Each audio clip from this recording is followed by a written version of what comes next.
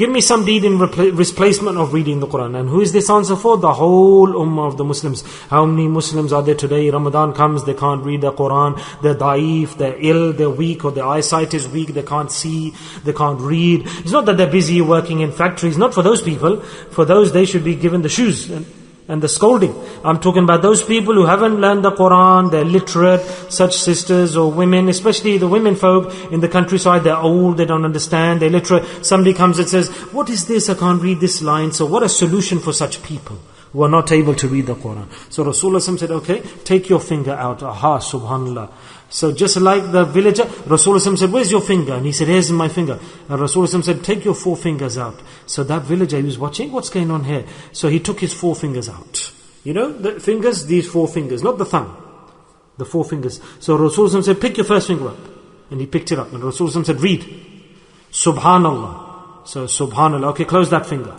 Close that finger, the first one. Alhamdulillah. Close that second finger. La ilaha illallah. Close that third finger. Allahu Akbar, Allahu Akbar. Close that fist. And Rasulullah said, the whole khair is now closed in your fist. All of the Quran is coming to your fist. Subhanallah, Allahu Akbar. Whatever's uttered, whatever's mentioned, Subhanallah, walhamdulillah, wa la ilaha illallah, Allahu Akbar. We don't think this is worth anything. The people who read this, they're sitting here, foolish people like us sitting here for dhikr. Why do we come here?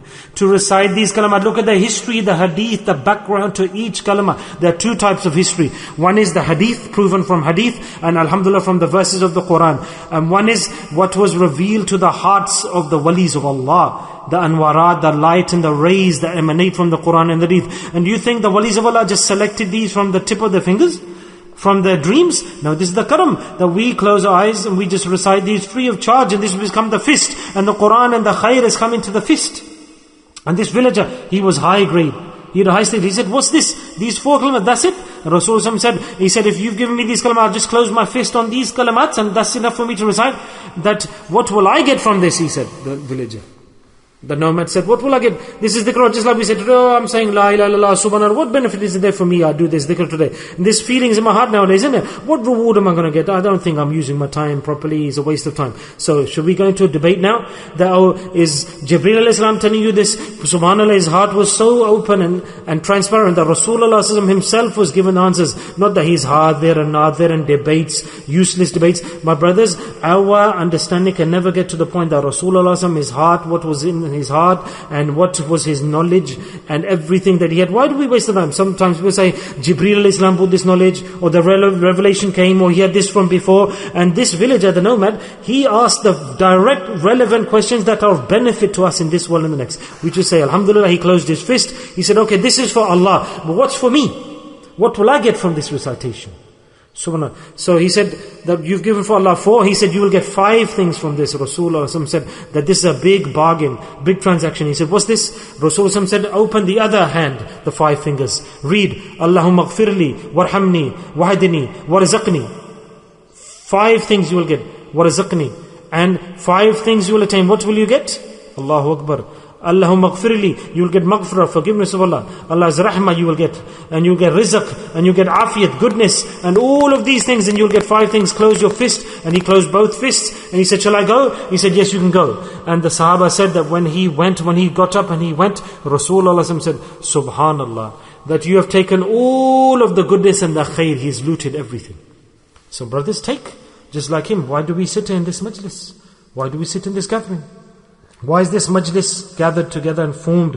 Why does the notification go out to the people? Why? Because Rasulullah said that loot and take and plunder and take as much as you can, because there's khair hai, so take from one kalima. From one kalima, Allah Ta'ala's maghfirah, Allah Ta'ala's forgiveness, Allah's rahmah, mercy, Allah Ta'ala gives goodness, Allah gives the rizq. What else do we need? Do we need anything? As in hidayah, guidance. This is the 5th thing. This is the 5th thing. Hidayah. So what is left after that? Someone says, I don't have hidayah. Someone says, I don't have rizq. Someone says, I don't have afiyah. Someone says, I don't have rahmah. Someone says, I don't have forgiveness. The afiyah, if Allah gives, then the whole of the khair in this world and the hereafter is contained in that. For the villager, the nomad, he came to the Shaykh, to the Prophet ﷺ. And the other learning we get from this, because this is the link, isn't it, between the teacher and the student. Otherwise, why would I mention these points? That this villager came, This outsider came, and what did he say? And another masla of tasawwuf comes out from this. That he presented his desire or his request. He presented his condition to the Shaykh, who was the Prophet ﷺ, and he spoke the honest truth. He said, Rasulullah ﷺ, I'm like this and I can't do this much. Tell me something easy. So when you go to your Shaykh, you present your condition. The Rasulullah ﷺ was the Shaykh, and he said that I am nothing, I can't practice, I'm weak, I can't read Quran, I'm weak. Please tell me something I can do which is easy for me. So what does this teach us? That the mashayikh, they have extracted a masla here, that the true student, the true murid, he will always present his true record of his deeds to his Shaykh. Why? Because I'll tell you a story, an event, or a learning about a Shaykh, and this is something to write with gold, you could say. I read this every day. Why? That when Hazrat used to say this, my Shaykh, that remember, that the Shaykh, the teacher doesn't need the student needs the teacher. Why? Why? Because always the student needs the tawajjuh, the focus and the dua of the teacher. And always keep on presenting your condition and situation to your Shaykh. When you present your ahwal, your halat, your condition, your status to the teacher, then what happens? Hazrat, my teacher stated this, rahmatullahi, that the teacher gives attention to the student and does dua for the student. And then it stated that that path that you are traveling on, let me tell you, this path, without the focus and attention of the Shaykh, you cannot cross this path or this river without the focus and the dua and the attention of the teacher. Unless if you don't have the dua and the tawajjuh of the Shaykh, you cannot pass this journey. You cannot fulfill the requirements of this journey, because shaitan and nafs always are there on your route, on your path and journey to destroy you. And they don't waste a second. Shaitan and nafs have been given the full power, full energy to destroy you. And if something cuts them, if something makes them melt, it's the dua of the teacher and the tawajjuh of the teacher, the focus and the attention of the teacher for the student. And this is the masla that's extracted from this hadith. So present your condition, speak honestly. What's with us? When we speak to the teacher, no, teacher, I'm fine. My salah, all of them are praying Jamaat. Why do you ask me, Shaykh? All of my deeds, I'm pious. And the Shaykh will say, what a student. A student came like this, he started saying. And Hazrat gave him a beautiful answer. He was a wali fella. Hazrat said, you come in my place and I will become the student and you become the Shaykh. Was mashallah, you are close to Allah. You have no faults. And there are murids like this who lie. They present false account of their deeds. So now if the murid is lying to the Shaykh, and giving false report, then he is a munafiq, he is a hypocrite, and he's a munafiq in the eyes of Allah. Because in reality, why are you meeting the Shaykh? You are meeting for the sake of Allah subhanahu wa ta'ala, because you want to strengthen your link with Allah and His Rasul. So you're not lying to the teacher, foolish man, you are lying to Allah subhanahu wa ta'ala, who's khabir and basir and knows the status of your heart.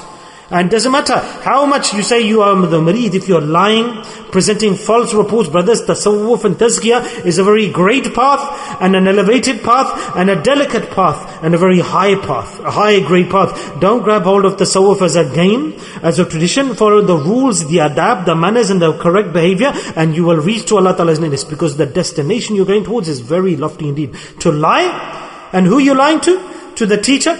And when you read Quran, what actions cut off bay'ah? What actions, you can say, terminate the bay'ah? They are these such actions. Then when you put your hand into the hand of the Shaykh and you give bay'ah, you're pledging allegiance, you're putting the hand into the hand of Rasulullah sallallahu alaihi wasallam. So who are you lying to? Who are you hiding the sins? Oh, I don't know Hazrat Sahib to find out.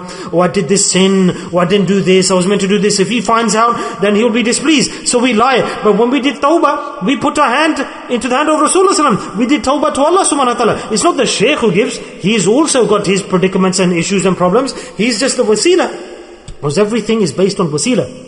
Physical wasila in this world. Just like Rasulullah sallallahu alaihi wasallam came to the Sahaba. He was the wasila for the Sahaba to reach Allah subhanahu wa ta'ala. Otherwise Allah could have given direct rectification and islah and deen to the Sahaba. But when the Nabi went, when Rasulullah sallallahu alaihi wasallam passed, after that the awliya Allah came. They were the deputies, the mashayikh. Allah ta'ala continued that path and that journey. But who is the asal guide? Allah subhanahu wa ta'ala. So when a person comes into tasawwuf and he is a shaykh, a teacher, he lies and hides his sins and defaults and deficiencies, then he's a munafiq. He's a hypocrite. And it's written in the book that he's a munafiq. He can do as many hajj and umrah as he wants, but he will not be forgiven on the day of judgment. I'll tell you now, he will not get the forgiveness, because he's a mujrim, he's a criminal, and he'll have to run back to his Shaykh. Shaykh, I've come today, I'm speaking the truth honestly. And it's sharia to follow the law of the land. This is sharia. You have to accept the law of the land.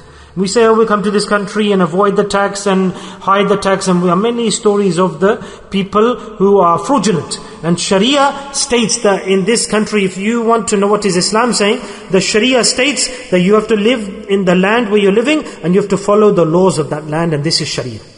This is what Islamic law says. We are eating here, drinking, and we're going to hospitals and enjoying life. We're avoiding paying the tax. We're hiding the tax. Our children are born here. We have all the benefits and we're consuming the tax and consuming the wealth. Astaghfirullah. We say words of this qawm. We don't have to pay tax to these people, etc. We're living astaghfirullah. There's a lana, curse on such a person who deceives the people. This is not the status of a Muslim. The status of a Muslim is, this is my earnings, and this is the percentage due to you, and this is my percentage. If they say give less tax, okay, give less tax. You have to give more tax, you have to give more tax. This is the law of the land. You have to do this. I tell you the masla of the muftiyan, not my words, my opinion, high class mufti, who stated this, the sharia, when you go and live in a country, a foreign country, you have to observe all of the laws of that land, whether it's monetary, financially, whatever is the law, or crime, or whatever laws, you have to fulfill them, and this is the law of Allah subhanahu wa ta'ala. This is what the sharia teaches us, and this is our Islam, and how we eat and we hide the money, and we say, it's take interest, it's okay, take the interest and spend in this way and spend in this way. We say, we know that taking interest is haram. How can we say take interest and spend it on this and that? No, taking interest is haram.